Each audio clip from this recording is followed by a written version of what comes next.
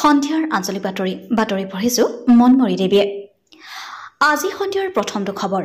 কাকজান সংৰক্ষিত বনাঞ্চলত বন ধ্বংসযজ্ঞ অব্যাহত।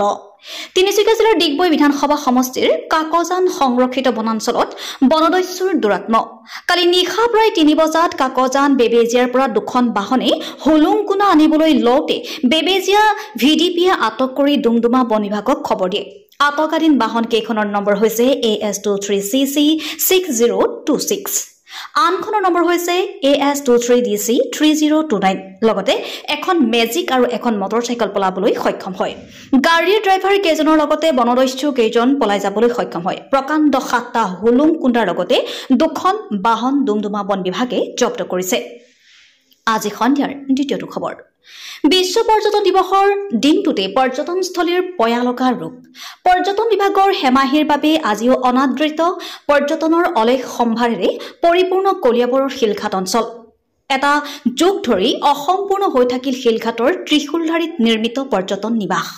তৰুণ গগৈ নেতৃত্বাধীন কংগ্ৰেছ চৰকাৰ দিনতে গ্ৰামোন্নয়নৰ পুঁজিৰে প্ৰায় 15 লাখ টকাৰ ব্যয় সাপেক্ষে নিৰ্মাণ কাৰ্য আৰম্ভ কৰা হৈছিল এই পৰ্যটন নিবাসটো।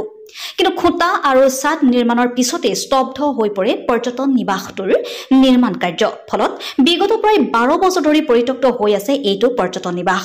ব্ৰহ্মপুত্ৰৰ পাৰৰ নৈসৰ্গিক শোভা উপভোগ কৰিবলৈ শিলঘাট ত্ৰিশূলধাৰী অঞ্চললৈ দেশী বিদেশী পৰ্যটকৰ আগমন ঘটে যদিও পৰ্যটকৰ জিৰণিৰ বাবে অঞ্চলটোত নাই ন্যূনতম সুবিধা। সেয়ে আধৰুৱা পৰ্যটন নিবাসটো সম্পূৰ্ণ কৰিবৰ বাবে দাবী উত্থাপন কৰিছে স্থানীয় ৰাইজে। আজি সন্ধিয়াৰ তৃতীয়টো খবৰ। কলিয়াবৰত নিশা সংঘটিত হৈছে দুটাকৈ ভয়ংকৰ পথ দুৰ্ঘটনা। নিশা কলিয়াবৰ নসত্ৰৰ 715 নং ৰাষ্ট্ৰীয় ঘাইপথত সংঘটিত হৈছে দুটাকৈ পথ দুৰ্ঘটনা। নসত্ৰত নিশা প্ৰায় 1 বজাত মালবাহী বলেৰ পিকআপ বাহনত এখন ট্ৰাকে খুন্দিয়াই পলায়ন কৰে। শাক-পাচলি লৈ উজনিৰ দিশে গৈ থকা বলেৰ পিকআপ বাহনত খুন্দিয়াই এখন অচিনাক্ত ট্ৰাকে। কথমপি প্ৰাণ ৰক্ষা পৰে বলেৰ পিকআপ বাহনৰ চালক হেণ্ডিমেনৰ। দুৰ্ঘটনাগ্ৰস্ত বলেৰ পিকআপ বাহনখনৰ নম্বৰ হৈছে AS12BC 9881। আজি সন্ধিয়াৰ চতুৰ্থটো খবৰ। বিশ্বনাথ জিলাৰ অসম অৰুণাচল প্ৰদেশ সীমান্তৱৰ্তী ভীমাজুলিত এগৰাকী উদ্যমী কৃষকে কৃষি কাৰ্যৰ জৰিয়তে দেখুৱাইছে স্বাৱলম্বিতাৰ পথ। বিশ্বনাথ জিলাৰ অসম অৰুণাচল প্ৰদেশ সীমান্তৱৰ্তী ভীমাজুলিৰ জুন্তিপুৰৰ এগৰাকী উদ্যমী কৃষকে বিভিন্ন কৃষি কাৰ্যৰ জৰিয়তে দেখুৱাইছে স্বাৱলম্বিতাৰ উৎকৃষ্ট নিদৰ্শন। গাঁওখনৰ সঞ্জীৱ বসুমতাৰী নামৰ উদ্যমী যুৱ কৃষকগৰাকীয়ে নিজৰ 20 বিঘা ভূমিত ৰোপণ কৰিছে তামোল, ড্ৰেগন ফ্ৰুট, কল, চকলেট, লিচু আদি ৰোপণ কৰি। সম্পূৰ্ণ নিজা প্ৰচেষ্টাৰে যুৱ কৃষকগৰাকীয়ে প্ৰথমবাৰৰ বাবে ড্ৰেগন ফ্ৰুটছ বজাৰত বিক্ৰী কৰি উপাৰ্জন কৰিছে 60,000 টকা। ইয়াৰ উপৰিও সময়ে সময়ে বিক্ৰী কৰিছে বিভিন্ন প্ৰজাতিৰ কল। উল্লেখ্য যে যুৱগৰাকীয়ে বিভিন্ন কৃষি কাৰ্যৰ ফচলসমূহ অনাগত দিনৰ বজাৰত বিক্ৰী কৰি যথেষ্ট অৰ্থ উপাৰ্জন কৰিব বুলি আশা প্ৰকাশ কৰিছে।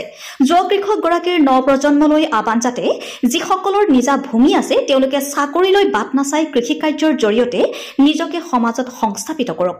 ইফালে গাঁওখনৰ স্থানীয় যুৱকে সঞ্জীৱ বসুমতাৰীৰ আদৰ্শ সকলোৱে গ্ৰহণ কৰি কৃষিকৰ্মৰ জৰিয়তে সফল হোৱাৰ ক্ষেত্ৰত দৃঢ়তা প্ৰকাশ কৰে। দক্ষিণ শালমাৰা সমষ্টিৰ আমবাৰীৰ পৰা মাটিফাটালৈ যোৱা পথৰ দুৰৱস্থাই জ্বলা-কলা খুৱাইছে পথচাৰীক। দক্ষিণ শালমাৰা সমষ্টিৰ এটা ব্যস্ত পথ হৈছে আমবাৰী মাটিফাটা সংযোগী পথ, যি পথৰে যাতায়াত কৰে কেইবাখনো গাঁও ৰাইজে, য'ত ক্ষুদ্ৰ ব্যৱসায়ৰ পৰা আৰম্ভ কৰি স্কুলীয়া ছাত্ৰ-ছাত্ৰীয়ে চলাচল কৰি আছে। দৈনিক চলাচল কৰে কেইবা শতাধিক বাহনো। কিন্তু দীৰ্ঘদিন ধৰি পথছোৱা জহি খহি যোৱাত বিপদ সংকুলভাৱে চলাচল কৰিবলগীয়া হৈছে পথচাৰীসকল। পথছোৱা মেৰামতিৰ বাবে বাৰম্বাৰ আবেদনো জনাই বিফল হৈছে স্থানীয় ৰাইজ। বিধায়ক সাংসদ কোনেও গুৰুত্ব নিদিয়াত সংবাদ মাধ্যমযোগে দৃষ্টিগোচৰ কৰিছে মুখ্যমন্ত্ৰী ডক্টৰ হিমন্ত বিশ্ব শৰ্মাই। আমাৰ এই প্ৰতিবেদনৰ পাছত ৰাজ্য চৰকাৰে সমষ্টিৰ উন্নয়নৰ ক্ষেত্ৰত কি ভূমিকা গ্ৰহণ কৰিব সেয়া হ'ব লক্ষণীয়। মানকাছাৰ চক্ৰ বিষয়াৰ কাৰ্যালয়ত চলিছে দালালৰ দপদপনি। পট্টাভুক্ত ফাইনেল মাটি বেলেগৰ নামত নামজাৰি কৰাৰ অভিযোগ। দক্ষিণ শালমাৰা মানকাছাৰ জিলাৰ মানকাছাৰ ৰাজচক্ৰৰ অধীনস্থ কাকৰিপাৰা দ্বিতীয় খণ্ডৰ ডাকেৰ গাঁৱৰ প্ৰয়াত লালমিয়াৰ পত্নী আছৰা খাতুনৰ নামত থকা ঘৰ-বাৰী বনোৱা পত্ৰৰ মাটি জালিয়াতিৰে বেলেগ মানুহৰ নামত নামজাৰি কৰাৰ বিৰুদ্ধে অভিযোগ উত্থাপন কৰিছে ভুক্তভোগীৰ পৰিয়াললোকে। ভুক্তভোগীয়ে অভিযোগ কৰা মতে উক্ত মাটিডৰাৰ চাৰিসীমাত থকা লোকসকলে কিছু অংশ দখল কৰি লোৱাৰ বাবে যোৱা 6 মাহমান পূৰ্বে চাৰিসীমা নিৰ্ধাৰণ কৰাৰ বাবে চক্ৰ বিষয়াৰ কাৰ্যালয়ত এখন লিখিত আবেদন দাখিল কৰিছিল আৰু উক্ত চাৰিসীমা নিৰ্ধাৰণৰ খৰচৰ বাবদ লাটমণ্ডল দালাল আৰু উক্ত কাৰ্যালয়ৰ দুজন লোকে 85,000 টকা ভুক্তভোগীৰ পৰা উৎকোচ লোৱাৰ অভিযোগ তুলিছে লোকসকলে। ভুক্তভোগীয়ে জানিবলৈ দিয়া মতে যোৱা 24 ছেপ্টেম্বৰ তাৰিখত উক্ত মাটিডৰাৰ সীমা নিৰ্ধাৰণৰ কথা আছিল যদিও কাৰ্যালয়ৰ পৰা কোনো লোক ঘটনাস্থলীত উপস্থিত নোহোৱাত ভুক্তভোগীয়ে চক্ৰ বিষয়াৰ কাৰ্যালয়ত খবৰ ল'বলৈ আহি মূৰে কপালে হাত দিবলগীয়া অৱস্থাত পৰে। কিন্তু উক্ত পট্টাভুক্ত মাটিডৰা ইতিমধ্যে দালালৰ লগত মিলি বৃহৎ পৰিমাণৰ ধন লৈ লাটমণ্ডে বেলেগ মানুহৰ নামত নামজাৰি কৰিছে। উপায়ুক্তৰ হৈ ভুক্তভোগীৰ পৰিয়াললোকে সংবাদ মাধ্যমৰ কাষ চাপি তদন্তৰ দাবী জনাইছে। টেংৰিৰ পৰা প্ৰমোদ ভূঞা, কলিয়াবৰৰ পৰা অনুপ বৰা, হাটিঙিমাৰীৰ পৰা আহমেদ জুৱাইৰ, ৰাইহান আৰু বাবু কাশ্যপৰ ৰিপৰ্ট, আছাম লাইভ 7।